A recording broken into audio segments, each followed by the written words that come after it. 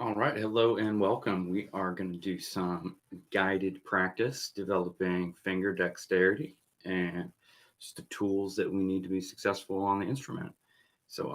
First things, just with this kind of appropriate for all levels. We're going to start around the fifth fret of the guitar, and we're just going to do permutations of our fingers, meaning just different combinations of fingers that we might get asked to use in the course of playing scales, chords, and arpeggios. Around the neck. So we're going to start with just two fingers and two frets. So we use first and second finger, striking two notes like that. Now, for a beginner here, I would do this for just two strings.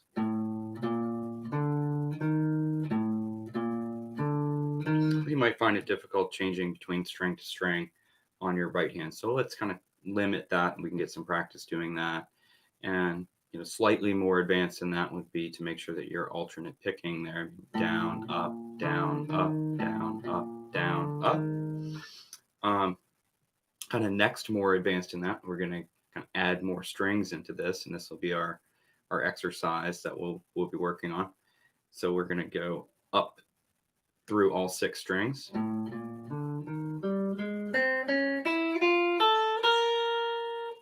Like everything, we're going to do the exact same thing, ascending half step like that. So we start with the lower note, but now we'll start on the high string and work our way back down.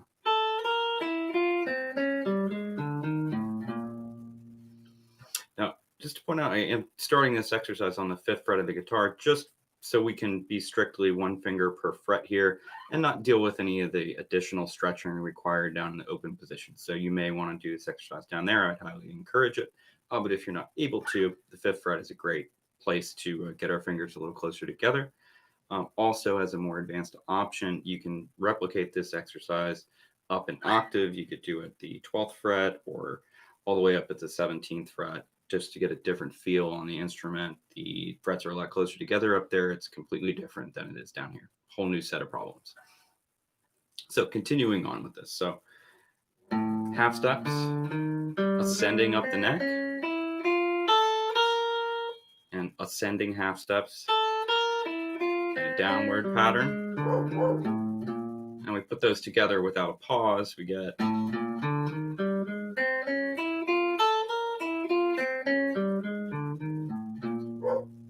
we're just going to invert that. So same two fingers, but starting with the higher of the two notes. So a descending half step.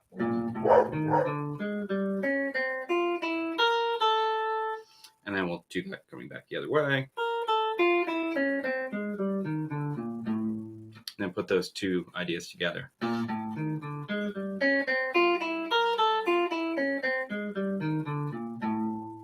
for a more advanced version of this, we can introduce some string skipping. This is going to be harder for both hands, particularly the right hand, but it can get rather challenging for the left as well. So this would be, instead of adjacent strings, we can just try skipping a string like that, or we could jump around. In a pattern, I'm kind of skipping a string on the way up and then coming back. So I'd be on the E string, then the D string, then A, then G, then D, then B, kind of going through. Or we could do a really wide skip, which is rather difficult. Again, kind of training the right hand and the left hand. We can do that in sequence.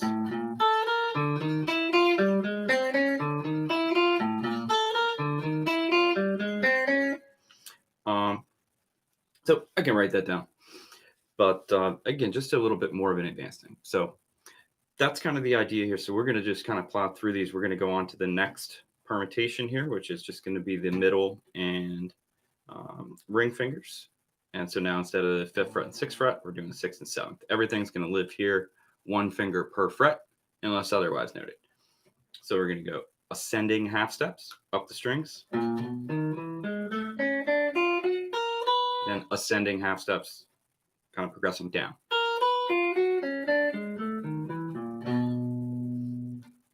Again, for the beginner player, I'm not so worried about kind of what your hands look like on here, as long as you're working these two fingers, because we're building muscles and coordination in there and just kind of gaining dexterity.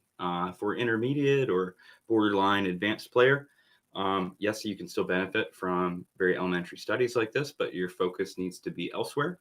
So you should be kind of really looking at your finger posture and really, seeing where, making sure things are very accurate, where you're playing, where you're placing your fingers on the string, and also what your other fingers are doing independently. A lot of flying pinkies out there or collapsed wrists, things like that. So we generally want our fingers pointed at the strings, whether they're um, actively playing or not. They should always be at the ready, and that also means very close to the string, so they're not, kind of creeping further and further away, making us make some huge gesture in order to play a note. We want everything kind of at the ready.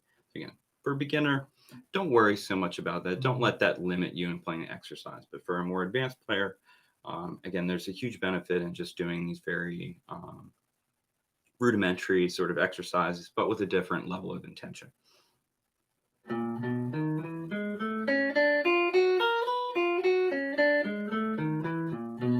And we do descending. Oops. Put them together.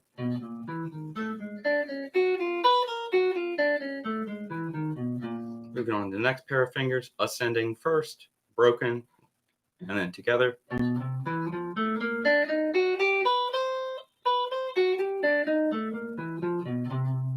I'll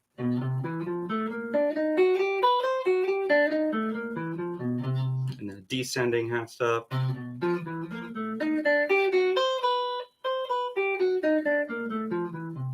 then unbroken.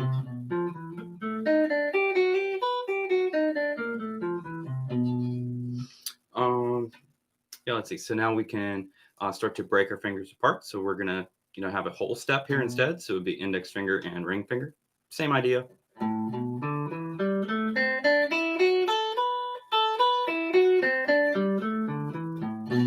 And descending.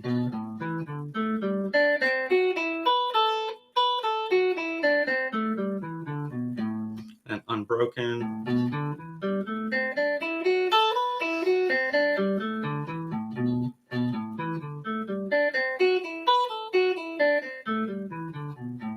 And our other pair of fingers here, there's only going to be two options here. So middle and pinky. And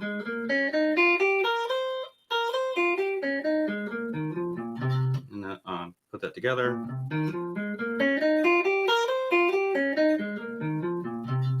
And then descending.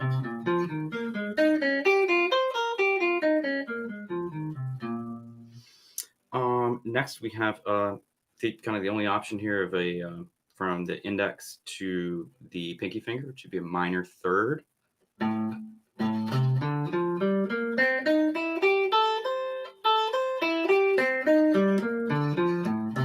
Sounds kind of odd.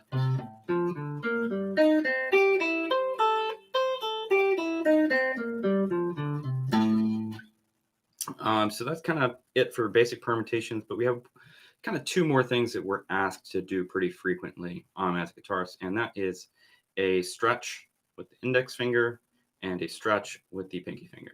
We are not asked very often, or if all, to stretch between our middle and ring fingers. That's very, very, very uncommon, to the point that I wouldn't recommend practicing it. It's a waste of your time. So we need to be efficient at this stretch and as efficient or close to it with this. This is a less common. This is extremely common.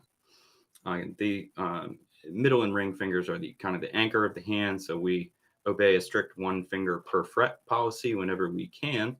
But we have pretty comfortable stretch down to get an extra note, or stretch up to get an extra note. So let's do this stretch up. So just stay in this fifth position, and we can just reach down to the fourth fret for our whole step here. So we're going to do just between the index and middle finger, but we're going to be doing a whole step.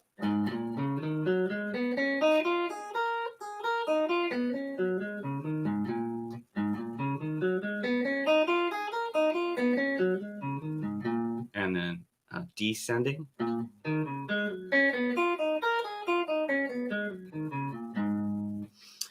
So next thing, we're going to return to this kind of home base of the fifth fret, one finger per fret. And we're going to stretch up to the 7th fret.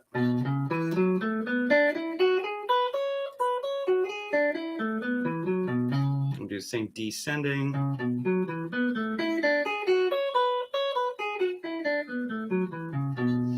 That's about it. So that kind of summarizes almost everything that we're going to be asked to do with our fingers concerning scales and arpeggios, particularly if we start to bring in some of these string skipping ideas, the more advanced things that we so we're kind of optional on there. So we'll get into more of that, and into a later a later video. We'll go through that step by step with a guided practice session. But the only thing we have left to do here is a 3-note idea. We can do a 4 as well. But let's try 1, 2, 4. So we're just leaving out the ring finger here, and we'll do ascending like this. Again, we'll run that up through the strings.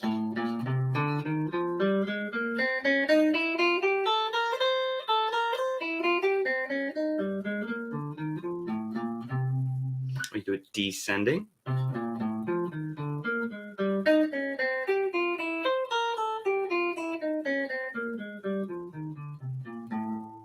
Very odd sound to it. So now we'll do the inverse of that, which is going to be index, ring, pinky. We'll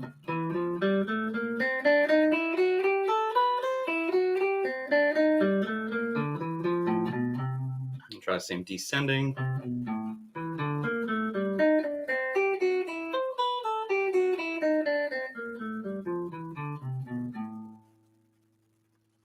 Yeah, so that provides a pretty good workout. Let's go back and review any of those as you need, but let's kind of go through them in a sequence here, kind of in an unbroken practice session. And we'll keep a manageable tempo here. So 2, 3, 4, and 1, and 2.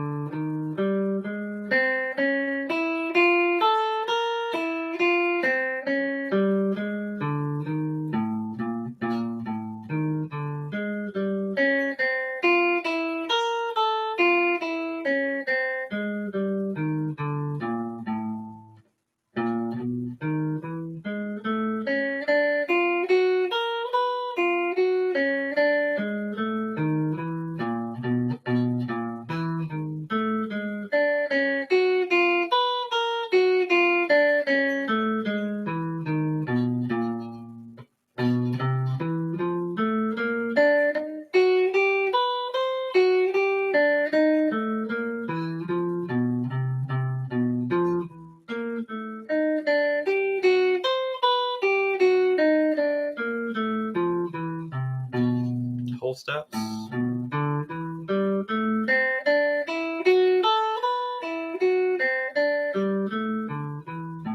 Descending.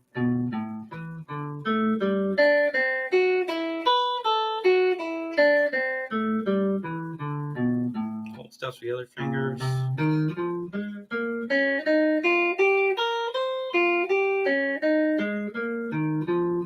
Descending.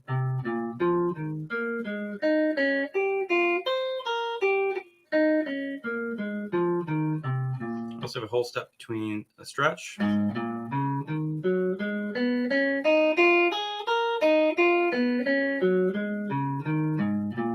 descending.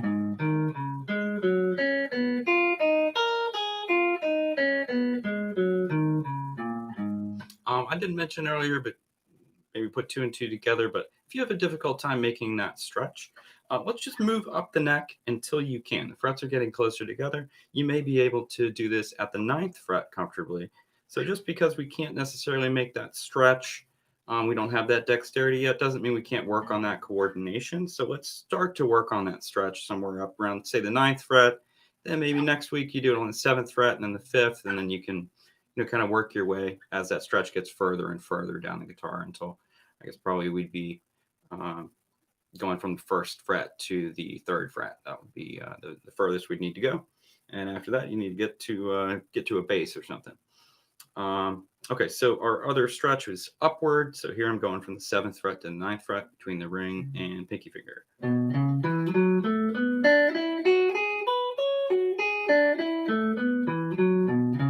descending.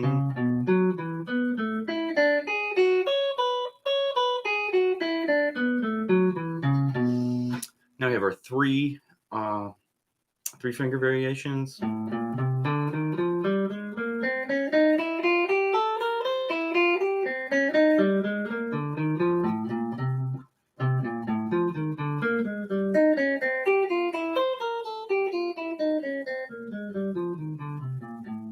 And the other, a whole step, half step.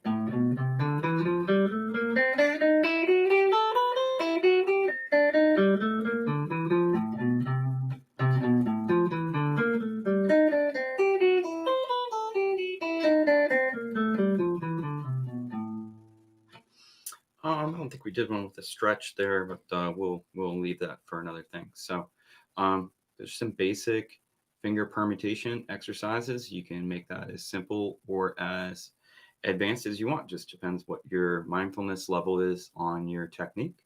And if you were doing this finger style on classical guitar, you could go through some different opinato or different fingering combinations on your right hand. Same thing with the pick, like we said, of alternate picking, or you could take a hybrid picking approach with some of that string skipping. So there's a lot of things you can do to make that a little more advanced. So until next time.